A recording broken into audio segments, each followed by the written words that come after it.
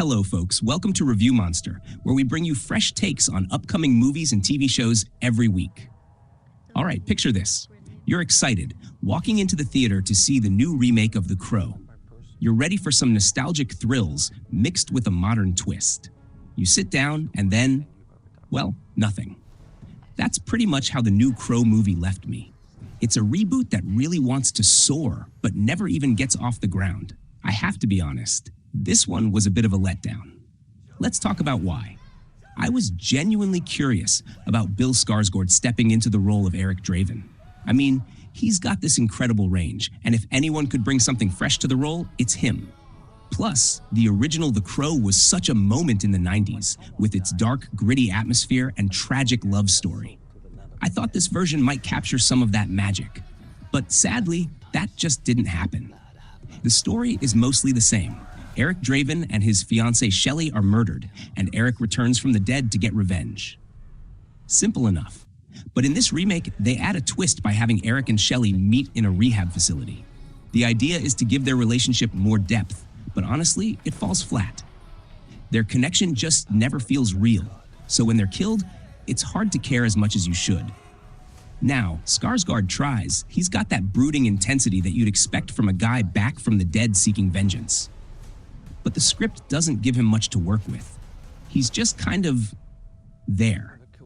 And FKA Twigs, who plays Shelley, has the same problem. The chemistry between them is almost non-existent, which is a problem when the whole movie hinges on their love story. Even Danny Houston, who's usually great at playing villains, just kind of blends into the background here. And then there's the bigger issue.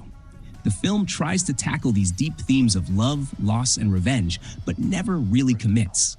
It hints at exploring those emotions, but skims over them too quickly.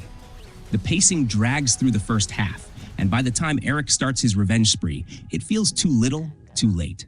You're not invested enough to care about the outcome. But let me give credit where it's due. Visually, there are some cool moments. The gothic, rainy streets, the moody lighting. It all looks great. And there's this intense scene at an opera house that had me leaning forward. It's brutal, bloody, and definitely one of the best parts of the movie. But beyond that, the rest of it feels uninspired, like they were trying too hard to recreate the original's vibe without fully understanding what made it special. So if I had to give this one a rating, I'd say it's a 2 out of 5 stars. Why? Well, it's not completely awful, but it's painfully mediocre.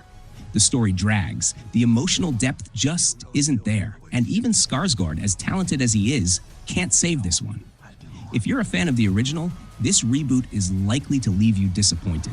And if you're new to The Crow, this version won't make you a fan. What about you? Have you seen the new Crow movie? Do you think it's as much of a miss as I do, or did you find something in it that worked for you? Let me know in the comments. I'd love to hear your thoughts. And if you're into more honest takes on movies and TV shows, don't forget to subscribe to Revue.Monster.